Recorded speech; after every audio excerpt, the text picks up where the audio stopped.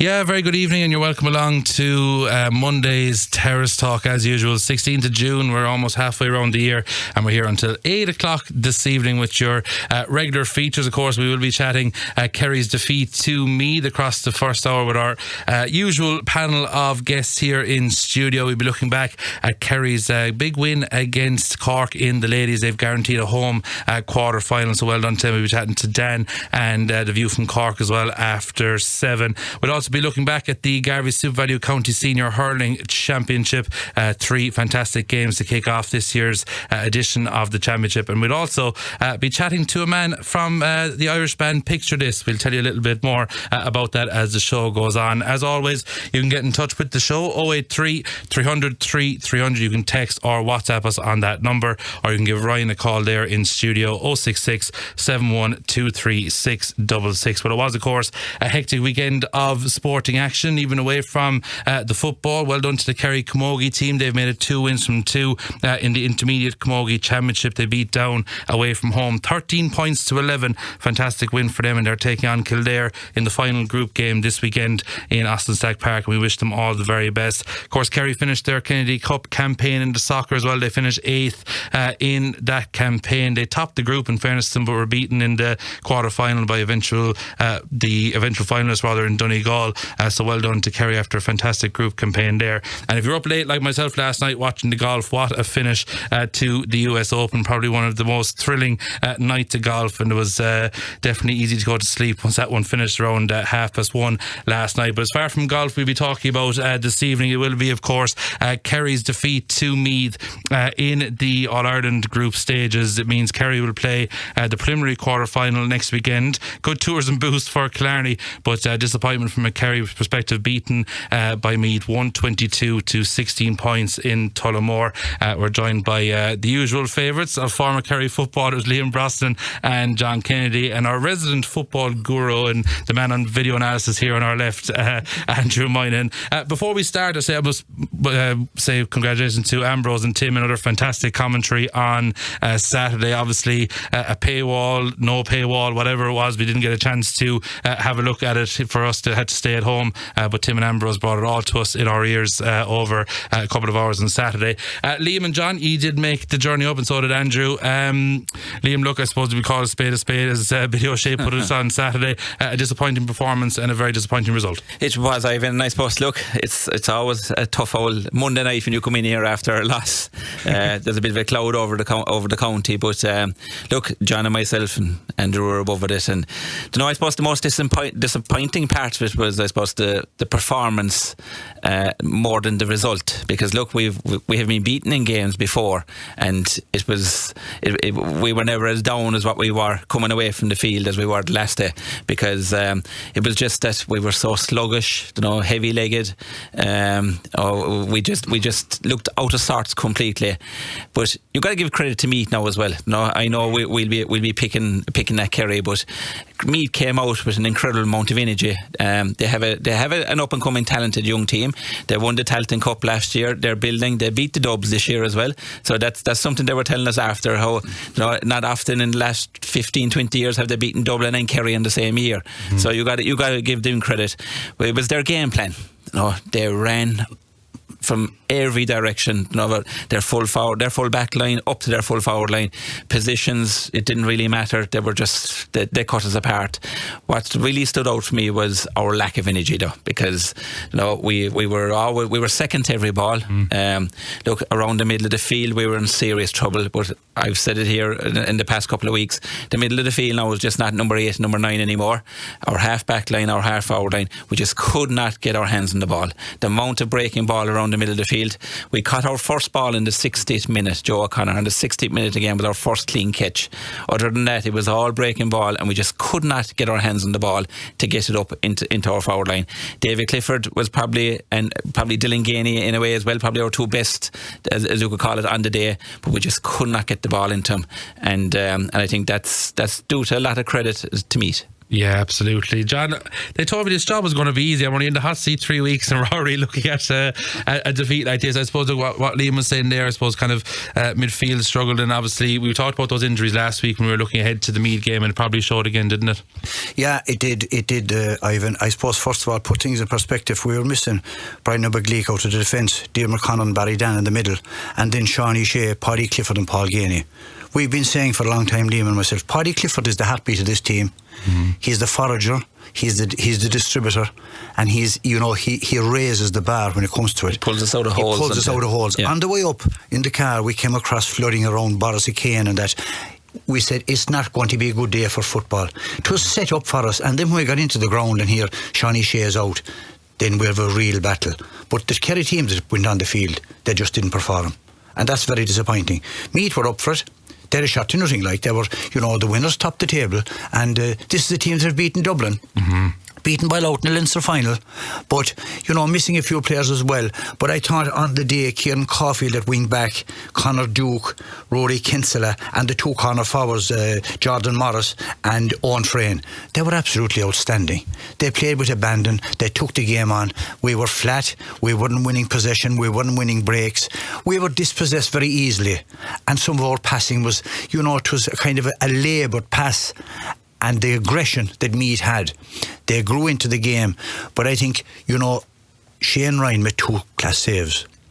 But I think in the 36th minute, right after half time, Dylan Gainey had a goal chance. It went over the bar, it was a bullet. They were down, we had an extra man at the time. We brought it back to 2 points, I think. Mm-hmm. But Meath kicked on 3 points after that. And they kicked 1-6 to 2 points in the last 20 minutes. With 50 minutes gone. They got 1-6 from then on. We got 2 points. I think that said it all, really. And the goal by Brian Minton, it just showed a lack of concentration. He even fumbled the ball when he got it. He had time. Yeah. He had enough time to put it away. And that summed up the game. And look, it was one of these days. I'm listening to fellas since Saturday evening about who should go and what should be done and all this. There's a lot of geniuses out there now, but it just you have to be fair to the management and to the players. They're hurting more than anyone. We've all been in that position, and there's only one way to go. And I think we got the draw that will get us back on track against Cavan. We'll probably talk about that later on. But it was a day to be forgotten about. And what's disappointing, Ivan, is that our strength and depth on Saturday showing is not up to what you require at this level, at this point in time. That's the reality of it. Yeah, Andrew, Billy was on analysis on Saturday, and at half time he kind of mentioned he looked at the programme and looked at the panel and said there wasn't a huge amount of impact maybe to come from the bench, and probably struggling at half time as well. It was a fair enough assessment that maybe we didn't have the resources to maybe change things up in that second half either. Yeah, I suppose it can be argued that there are 6 starters who we were missing at the weekend, in Brian, Shawnee, Barry Dan, Diarmuid, Paddy and Paul Gainey, and Dylan Casey didn't start either. But it comes to the case of injuries or accountability. Do we have the panel that can beat a Division 2 team in Meath? I think we should have that at this stage of the season. Saturday should have been a marker of our panel being able to take on a Division 2 side like Meath, and for lads to step up and say this is where we're at in terms of the season. But it just never came to fruition. It was just too lethargic, lacking energy. Meanwhile, Meath were set up. They didn't have to go full on for this. They didn't have to go, but they showed confidence, didn't they? And even Robert Brennan, he just set up for a win here. And maybe that wouldn't have happened in old rules under previous years. Maybe they would have set a bit more defensive, but they killed us. They absolutely killed us. And our best period was when they were down to 14 men. Even when you look at maybe strength and conditioning, there was questions about that after the Armagh semi-final last year. At times, it just looked like Meath had that bit more oomph about them. It could have been a hammering. If 9 points isn't a hammering, it could have been an awful lot more. Like, you think of Shane made 2 great saves, to be fair to him. Meath had another goal chance where the ball was slipped out of the hands, and an open goal was missed by Sean Coffey. So there's just a lot of chances by Meath that they really could have killed this game. And they had 9 wides compared to 4 that we had 4 wides. So they had the amount of possession they had was frightening. Yeah, like Liam, when you came into it, I think a lot of us saw the bookmakers at Kerry outright favourites, and I suppose Meath coming in, we kind of looked at maybe at a group stage of that they were both kind of out. Everyone was talking about Cork Cross Common, winner kind of takes all, and maybe from a Kerry perspective, maybe looking at it, and I know personally I was looking at it kind of saying that go up to Tullamore, it's just another 70 minutes and off we go, and we're going to be in a, we'd be through the group anyway, regardless it was going to be this preliminary quarter-final or quarter-final. But Meath obviously took a very different approach to this, and it looked so strong in doing so. They're going to go into the quarter-finals, and they're going to be wouldn't want to be joining them again, really, would you? No, but and we've said it here numerous times, the Munster Championship isn't doing us any favours really, and we were always saying that we don't know where we stand until we get to a quarter-final, and unfortunately it was maybe a step before the quarter-final that we really know where we stand now. And I know everything's about the injuries and stuff like that, but I would agree with over there across the table when he was on about all the subs and the panel that we should have built up. We should have at this stage. It's a Division 2 team. Kerry, a lot of these guys, we're looking at them here on the list of Kerry subs. If they're not playing football with Kerry, they should be playing football with their clubs. And looking at the guys yesterday, it looked as if we were lacking football. I know we're looking at fitness and we're looking at all this kind of stuff, but I do think that if your first 18, 19, 20 players are getting regular football and regular championship matches, National League matches, you've got to leave the rest of the guys play football. I don't think Jack O'Connor and the management team realised coming towards the end of the championship we might lose 6 or 7 of our starters, which means you're going down into 28, 29, 30, 31 to come on and pull you out of games, and that's what happened. Unfortunately, that's what's after happening, and it was shown up the weekend, and we know these guys, they're all good footballers, but we were just, it looked as if we were rusty yesterday. We were off the mark. Meath hit the ground running. We were slow, we were lethargic. It was just, it was like John said, it was a game to be forgotten about, but at the same time there's no one hurting more than the lads coming down, and they're lucky they have a game next week, because you couldn't go on for 2 or 3 weeks waiting to get back on the saddle again. So hopefully, and I think we got the draw that everyone, I know a lot of people are saying, Jesus, we get Galway now and we'll see where we are. But look, we have Cavan now. Hopefully we can get a good result with a big Kerry crowd inside Killarney and head up to Dublin, and then we'll know where we are the following week. Absolutely. We'll talk about Cavan a little bit later on, but John, I suppose from any sort of positives we can dig our heels into, the sun is shining, it's meant to be a nice week weather-wise, but any positives we can kind of take maybe from the performance? Did anyone kind of maybe stand out to you to say, on a bad day they might have had a decent enough game, and looking forward into the next couple of weeks that we can keep the truck on going, and maybe there might be something in the Kerry team yet for 2025? Yeah, well, obviously David Clifford and I think David and Dylan Gainey were our 2 best players on the day, really. If they got to supply it all, I think Dylan ended up with 4 points, and showed well for it and worked hard. But the ball going in, it wasn't there, and we found it very. What's disappointing is there was a lot of breaking ball, because Minton and around the middle there, we'll say. Graham O'Sullivan was out there, and Michael Micheál Burns. We weren't getting our hands on the ball, but Meath were quite prepared to break it. Caulfield and Adam O'Neill and those guys, they were prepared to break it, and they had the aggression to win the breaking ball, and we didn't. We found it very difficult, even with the extra man. We found it difficult to get to scores, and you could sense the crowd as well. The more Meath were going into the game, the crowd responded.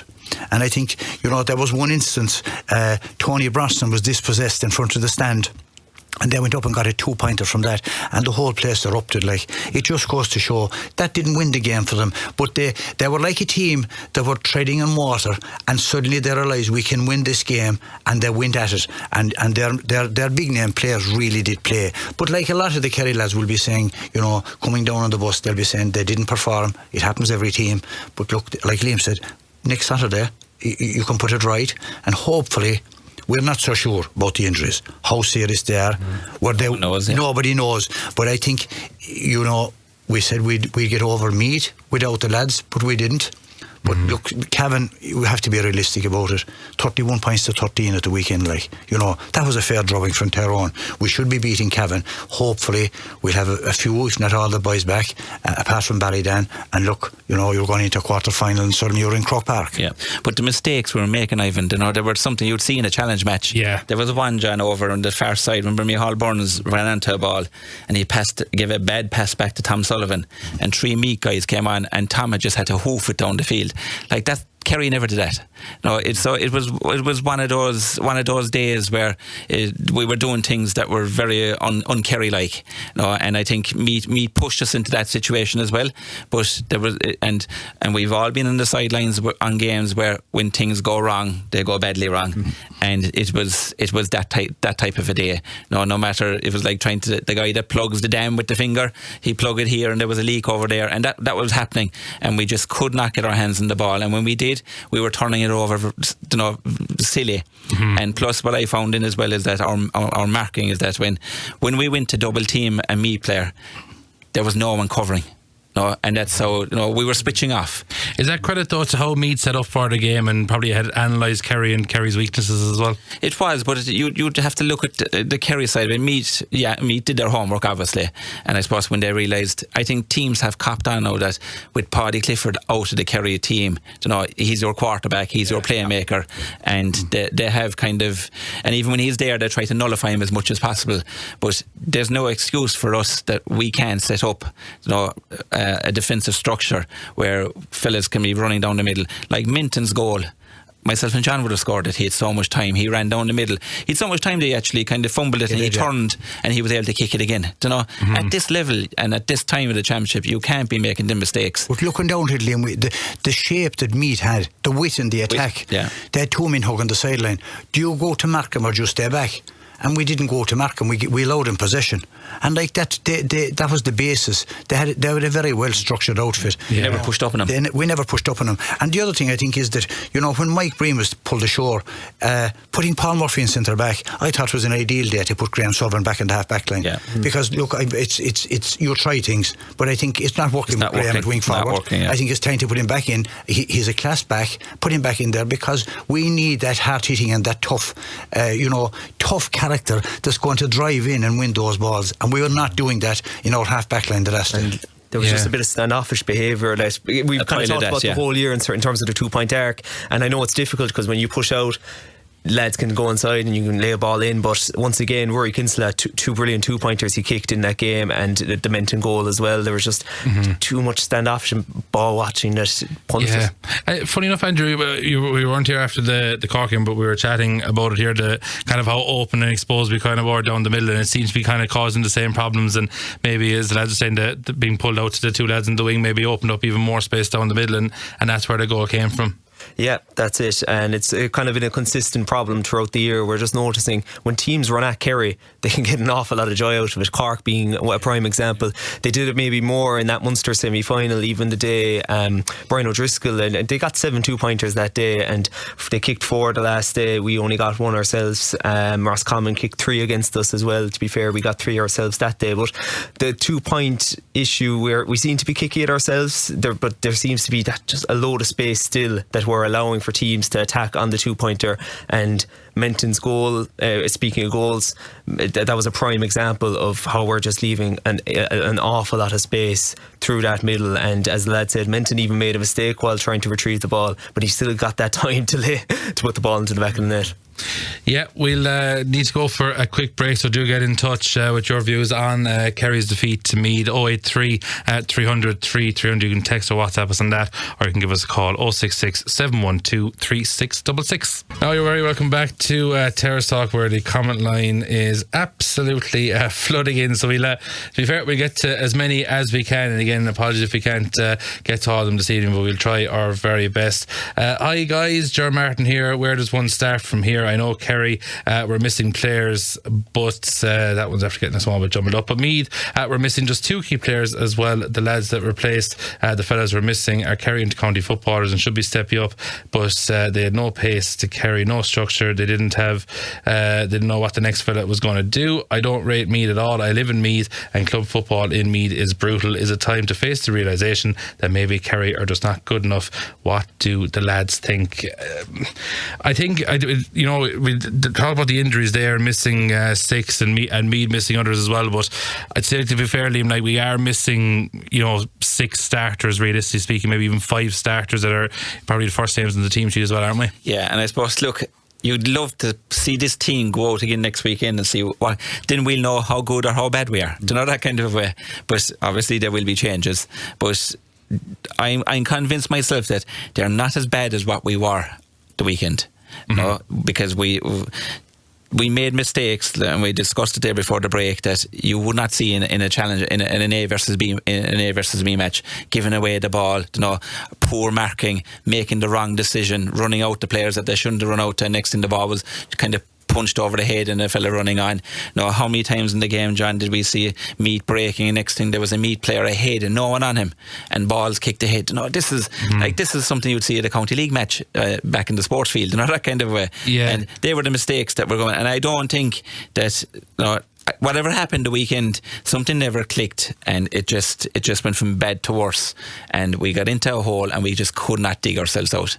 Yeah, I suppose, John, that's actually a good point from Liam, that hopefully it wasn't as bad as everyone's making out would say. But you look back at the championship, I know it would probably not a huge amount of tests, but you still came back after extra time against Cork. You had the game in the group against Cork where you put them to the sword as well. Like, Kerry have been performing fairly well. They dispatched Roscommon a good result inside in Fitzgerald Stadium as well. So I mean, look, it's the first kind of blip in the road. Every team is now beaten in the championship, so everyone's going into the preliminary quarterfinals or the quarterfinals with a defeat under their belt. And as Liam said, maybe one off day could be the makings of the Kerry team as well, couldn't it? Oh, definitely, and like, they'll be hurting, as I said previously, and it happens every team, it happened to us all. You just have a day that you want to forget about, but we have to go back to the guys that are missing, regardless of the strength and depth of your panel. And one of your listeners there said about the guys coming in. But when you take out 5 or 6 all-stars out of any team, if you took Michael Murphy and you took McBrearty and you took these guys out of Donegal, McFadden, you do the same in Mayo, take out Ryan O'Donoghue, Aidan O'Shea, Matthew Ruan, how are they going to respond? These are quality players that we've taken out, guys that have a huge influence in the way we play. And coming back to it, Paddy Clifford is the heartbeat. He's the man that makes it work for us. He's the guy that's the link between defence and attack. He gives that quality ball in. And we said it coming down the last day, you don't miss guys, or maybe you don't rate some of them until they're missing, and then you see how good they were. We've said that before. So putting somebody into that cauldron on a messy day, it was the same for both teams above in Tullamore, but we couldn't get into it. Meath were up for it, and suddenly we were in a hole and couldn't get out of it. And the harder we tried, that's when you do make mistakes again. And that little bit of inexperience, that lack of confidence came into it, and we didn't have the leaders. We couldn't get the ball into David. Joe O'Connor, who's been our standout player throughout the championship, just could not get into that game the last day. No. Like Liam said, I think in the 60th minute he pulled down a massive kick out. That was the first kick out that we won cleanly. So it will only tell you, you credit Meath for the way they nullified our players, for the way they opened up the defence, and the confidence built with them. And it just goes to show, if you're not ready, we were set up for an ambush, and we were certainly ambushed. Right, and we said it going in. And you could see it in the management. Yeah. They were over. What can you do when you're on the line? And it's very easy. I've spoke to guys today. They had all the answers. Who should be in? Who should be taken off? But we've been in that position before. You're on the line. The tide is flowing against you.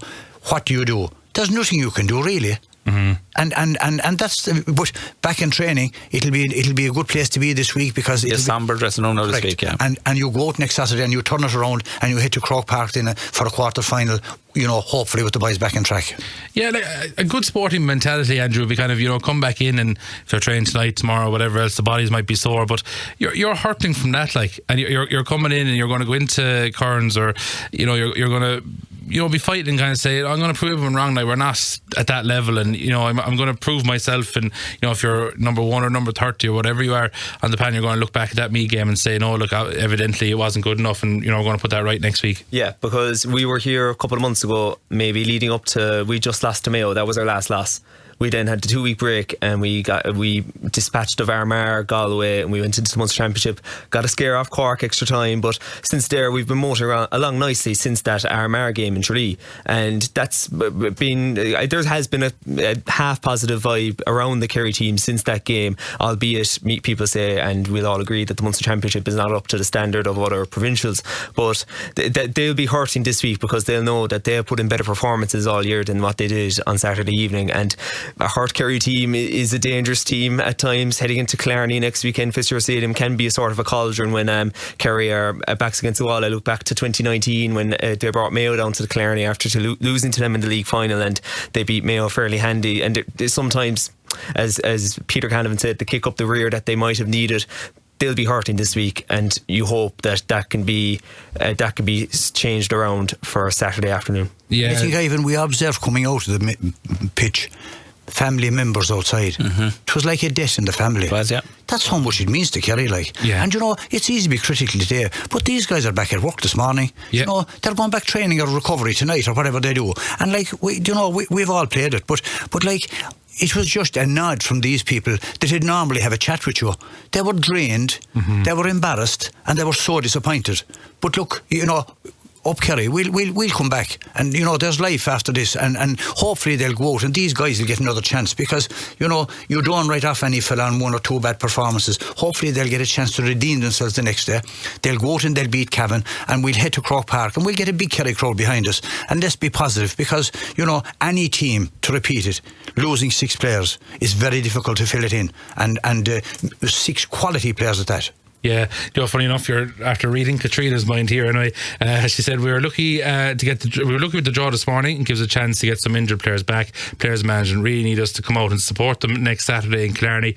Lots of people give you out about the time, the opposition, the way the Meath game went, etc. But at the end of the day, the players give up their time to play for Kerry. Let's all head to Killarney next Saturday and roar of the support for our boys, that they need them from now on. That's Katrina Lissy and Tralee. And I think, Liam, that kind of summed it up there, that the support does need to be on its toes really inside in Fitzgerald Stadium. Andrew mentioned how it can become a bit of a cauldron, and if you get a good crowd in there, the weather's looking good next week, it almost feels like we're coming towards the end of June, and to have a game in Fitzgerald Stadium with the split season is almost strange this time of year. It almost feels like nearly a Munster final. Wouldn't it be great to get that sort of atmosphere and a buzz around Killarney on Saturday as well? It does, and I think they deserve it, Ivan, because to be fair, throughout I suppose the last number of games, our Kerry support has been small, and we've discussed reasons here why it has been small and everything, but now is the time I think that we need to call a call of arms, because look, after a defeat like that, we saw it above on Saturday when the whole thing lifted from Meath, the crowd really got behind them. Yeah.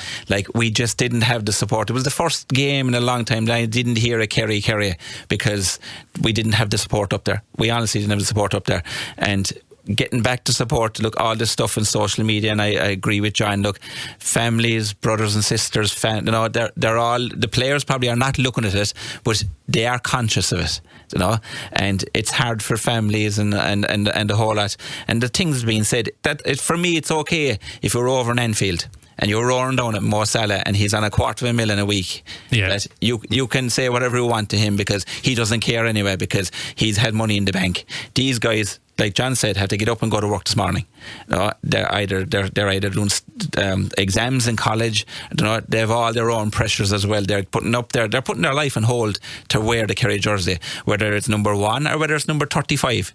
They're still putting their life on hold, and I think they deserve a lot of credit for it. And look, when they play poorly, everyone can have an opinion, and we're great in Kerry for opinions and stuff like that, and that's totally right, but no personal stuff. I think that's something, it's a team sport. When things are not going well, we couldn't get the ball around the middle of the field the last day, but like I said, it was your half back line, your half forward line, your in the middle of the field, and then when you don't get your hands on the ball, your full forward line struggles, your defence is under pressure because there's so much ball coming in, so it's a team game, so you can't go at individuals. So I'm hoping on this weekend that we get a big Kerry crowd in, and hopefully then we can take the step to Croker the following week. Absolutely.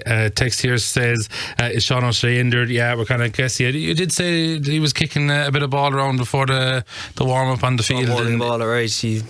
Well, we can't presume, but I think Jack even said in his post-match interview that he hopes to have Sean back for next weekend.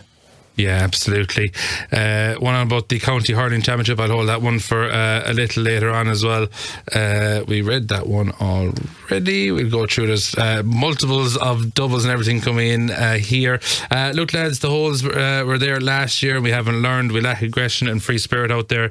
We are risk averse and lack leadership on the pitch. Sideline poor again, and attention to detail is lacking. Strength and conditioning not the required level either. I think, Andrew, you mentioned that the Meath players were kind of happy after going. They looked a small bit fitter as well, did they? Yeah, there seemed to be that vibe about it, and obviously momentum's going to help there too. Like Meath were absolutely pumped up on the day, and everything was going right for them. Everything's going right, and that's when you get your best out of the players. But like even at that, I mentioned it earlier, Meath didn't have, like, obviously top spot is huge, but they had their preliminary quarter-final secured, but they still came out with so much aggression and physicality, and they were pumped up in that second half when they knew that they had us under the cosh. And look, there was nothing at no point at that game where you're thinking Kerry are going to come back into this. Maybe when we had it back to 2 points, but then Meath rallied on another couple of scores, and you can tell by performances when you're not going to come back into this game. The comeback's not going to happen. Absolutely. Lads, I don't want to hear any talk about extra games or 7-day turnovers, because most of our boys would do more running in a training session. However, there seems to be a problem with our preparation. Is it easy kind of to look back at a game like this and say, were they prepared right? It's there were games were coming in quick succession as well. I know we had the week break before it, but preparation wise, would you have said there was anything kind of different this week? Couldn't really be fair to say that, I don't think. Not really, I don't think so. Even look, these guys are they're in the loop. Even the guys in the panel, they're all been through this. The pre-match routine, the warm-up, so on and so forth. Travelling up, and no, I don't think so. And you can look at it from many different ways, but look at it from a Meath perspective. Colm O'Rourke, Sean Boylan, legends of Meath football. Mm-hmm. For one reason or another, they were got rid of. Mm-hmm. Robbie Brennan came in. 2 of his selectors left. They walked away a couple of weeks ago. Yeah. They were beaten by Louth in the Leinster final, and suddenly there was rumours and rumblings again in Meath, and having beaten Dublin. But when your back is to the wall, and they certainly came out, they were like a team inspired the last day. You circle the wagons, John. Circle the wagons, you do that. And we've said this before, from a Kerry point of view, we hadn't, the intensity that was there in Tullamore last Saturday, we didn't see that against Clare or Roscommon. They were, you were kind of going through the motions, you won comfortably. There was no intensity, there was no tempo, there was no hitting. We didn't have that, and that's why I think we've said it here previously. The group Kerry were in, we'd have been better off to be in the group of death. Yeah. You'd still come out of it, you'd still be in a preliminary quarter final at the worst, but you'd have been road tested. You look at Galway after what they had to do. They're road tested now for next weekend. That's the difference, and it's very hard to turn the switch. But, because the intensity we had, what have we played? Clare, Cork, Roscommon, nothing really learned. Yeah. Another text in, if it were Mayo next weekend, it would have been very interesting. Just to touch on Mayo, Liam, so dramatic yesterday. All of a sudden they were top of the group, next thing they were third, and next thing they were bottom, and going out all in the space of about a minute or a minute and a half. It's just goes to show these group stages are a good test, and they were in a good group, and got found out by that defeat to Cavan on the opening day. Yeah, it could be very easily something that could happen to us. At least now we have a chance to recover, where Mayo didn't, because they slipped up against Cavan, and Cavan really haven't pushed on since that game, but Mayo have, and they just left it that little bit too late. But it just shows the ruthlessness of Donegal. Somebody else might have just kicked the ball out into the stand, and the game was over. Happy enough for the draw. They weren't. They were going for the win. Whereas at this stage of the game now, everybody is going for the juggler, as they say, and there's no holding back. So it's and that's why probably with all the talk that last week of us going to Meath and it was all a foregone conclusion, maybe there was a bit of lack of respect for Meath in a way as well. And sometimes, and I've said this to Joe at halftime with ladies matches, sometimes it can creep into the psyche of players, the trying to get up for these games. We kind of know we're still in it, even if we lose, and maybe a bit of that can creep in, and that's very hard for a management to get out of heads then. Where, like John said, if it was a Dublin or a Galway, you were going into a battle straight away. Whereas heading in last weekend against Meath, we might have been that little bit not fine-tuned for a battle, and next all of a sudden there was a big bang and we just couldn't get ourselves out of it. Like Liam said there, the ruthlessness of Donegal. Sean Patton was missing for the last game. Yeah. Huge loss. His kick-outs the last day were a real weapon for Donegal, and that proved it for the last kick-out. Yeah. But they were ruthless. They wanted to go for the juggler. But it just shows your key players. Key players, yeah. It's like we're on about Paddy, Shawnee, Brino Bigley, these guys. They're experienced players. And if you look back at our National League throughout the year, we had a lot of tough battles. But above and Tyrone is one that comes to mind now, where we were really under pressure and we dug it out. Great spirit and stuff like that. So all of a sudden we're here questioning it. It is there, but we just need bodies back. We need a couple of our big boys back, because this team at the moment are good enough to get over the weekend coming, but heading to Dublin the following week, we will need a lot of our big guns. Like we all say, Paddy, he's the man that makes Kerry tick. He's the heartbeat. Like, he's only played 80 minutes around this year and he's contributed a goal and 5 points and assists. Like, that's like that Cork game showed the first day out versus Cork, and I think his only other game was against Cork in round 2. Limited time, but he just shows how influential he can be. And there's a number of other players, leaders. Like, people would rank Paul Gainey, Sean O'Shea and Paddy Clifford in the top 5 of Kerry players. And to have those players back, to have even one of them back next weekend, can make so much of a difference. Yeah, absolutely. Packed house in Tralee would be better for Kerry, a real championship feel.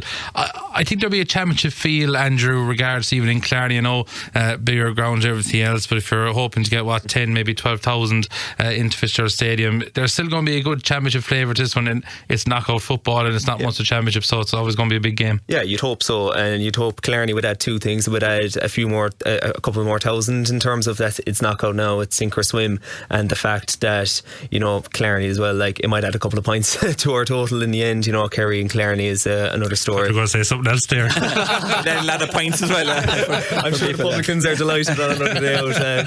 But apart from that, that's it. Clarny is just, it's the usual protocol for Fixtures Stadium to have these championship games. The only one I can think of in the last 10 or 12 years now, I was only thinking about it, was Sligo back in 2009 with the qualifiers. Yeah, I think you probably hopefully be expecting that a crowd that would fill Stack would definitely show up in Fixtures Stadium on Saturday as well and show their support. Kerry would not been tested until last Saturday. Now we're being shown up in midfield. That's the problem for me, and that's been the story since the great Darragh O'Shea has retired. That's another listener. Thanks for keep those views coming into us as well. I know you laughed me by I'll put out the exact same team again and give them a chance to redeem themselves, Kerry Abu, and that comes from Tom B. Interesting enough point, because if a fella's head's going to be down, John, you're going to be looking at it and you're kind of say, I didn't get a chance to redeem myself. You're also looking at the fact, it's a team that was well beaten by Meath, but I think it could be down to the fact of, we did look at kind of who could come in or who could be in and around it and everything like that. And if you've no injured players back next weekend, the starting 15 probably on paper was the starting 15, wasn't it? Yeah, it's a good point to make, to be fair. And the management will look at it this week and how close are some of the injured guys. Do you risk them? Do you hold them and wait, and hopefully you don't need them and get over the line and have them, you're at a risk of aggravating especially soft tissue injuries in a game like that next weekend. So it's a fair point, and some of these guys would love, I know that if we were in their position and didn't perform, you'd love to get another chance to say, I'm better than what I was. And a home pitch, they'd be looking forward to that. But it depends on the status of the injuries, how serious they are, and apart from Barry Dan, who unfortunately is out for the year, and we wish him well, but we hear it's an ACL and horrible injury. We hope to see him back.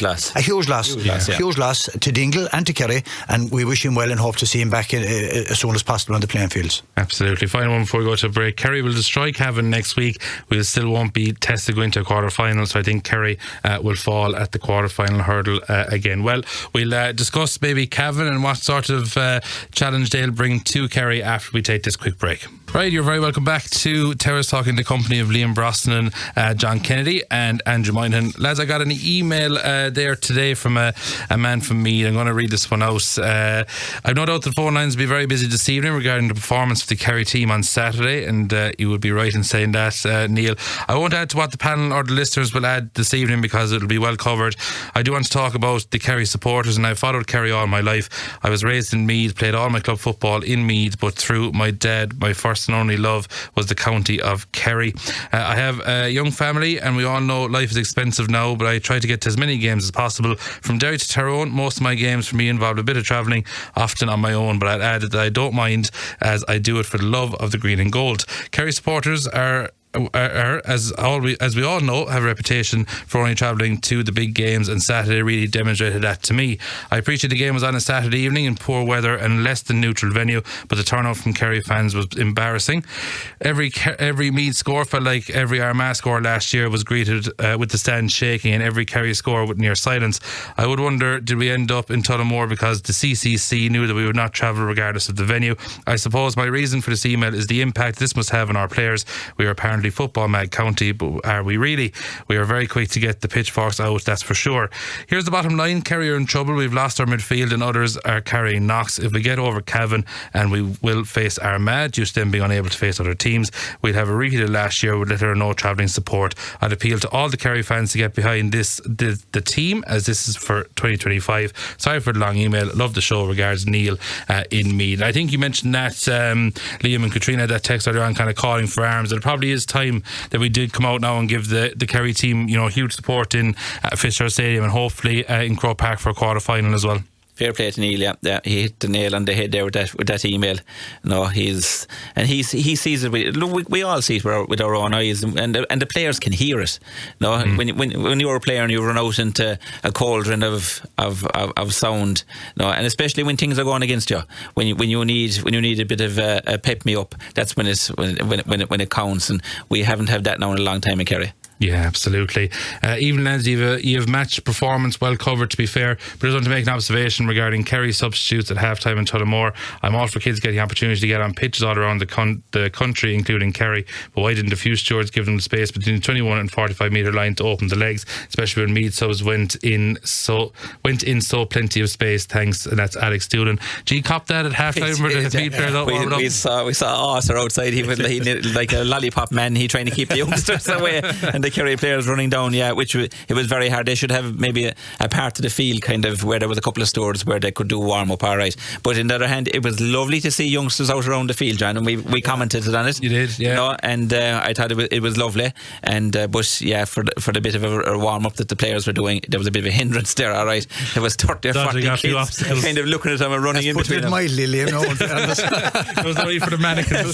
Chaos, in fairness. There was chaos. Well, it was great to see the kids' families out there with the football, and they're kicking around, and they're their idols that are playing, their heroes, and to be on the same field, be on the pitch, and even you could see them looking at the Kerry subs in awe, like some of these small lads running around, looking at them, and that's brilliant. That's what the GA was about.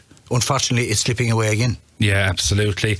I suppose Cavan, Andrew, coming to town, you're a man for the stats and analysis and our opposition man.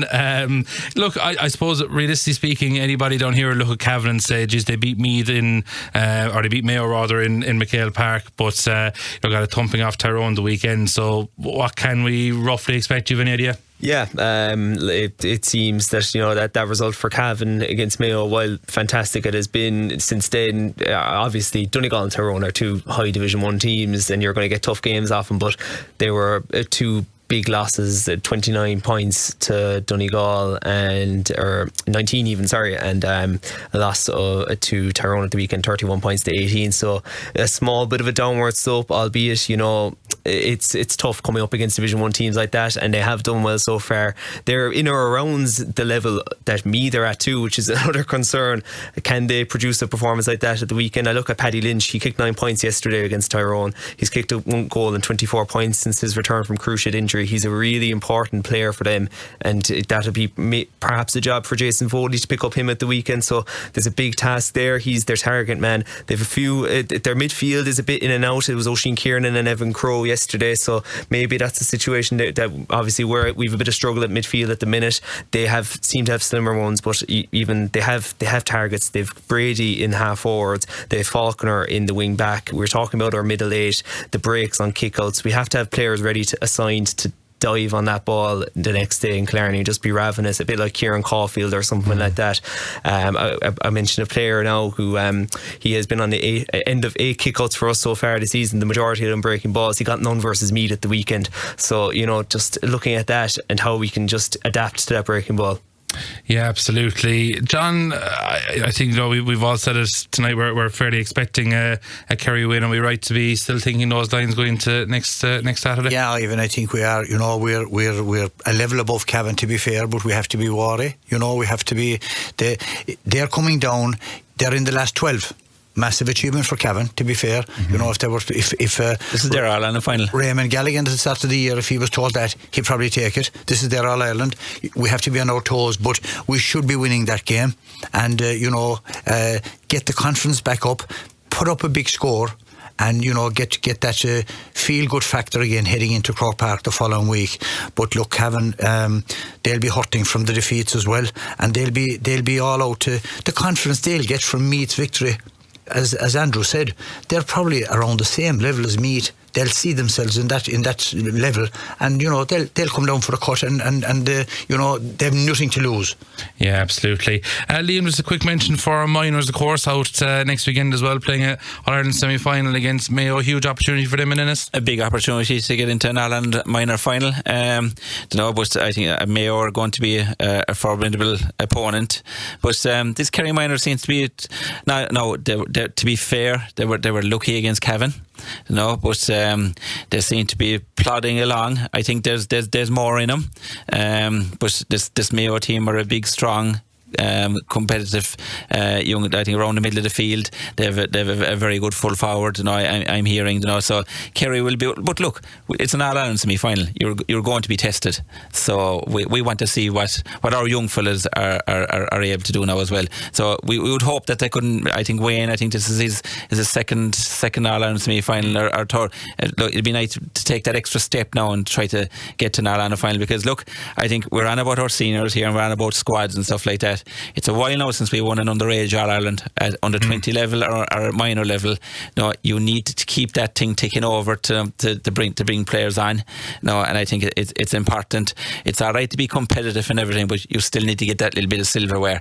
And I think it's important that we can get over the line there and maybe get into the All-Ireland final. Yeah, absolutely, John, and that as well. We were watching a few of the minor games here on the Monday evenings and everything. They've been impressive this year, to be fair to them. They've been a big test now. They have been impressive. They're well structured, good outfit.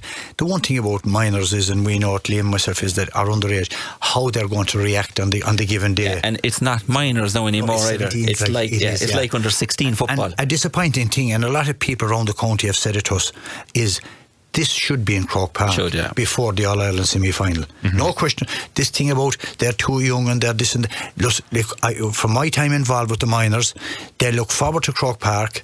This was a learning process. You were out in front of it, particularly the second half of the game. The crowds were filling up for the senior game. It was brilliant, and they can always say we played in Croke Park in All-Ireland semi-final day. Now it's over in Ennis next Sunday. Look at the build-up you have this weekend here. Look at the games, Ivan. County Senior Championship in hurling. You have the Credit Union County Leagues going ahead. You have Kerry playing on Saturday. You have the minors on Sunday. How many people realistically will go over to Ennis? We'd all love to go. Yeah. How many can go over there? And it's disrespectful to these young lads and to Wayne that it's on there. I think it should be, and it's something that the GA should revisit.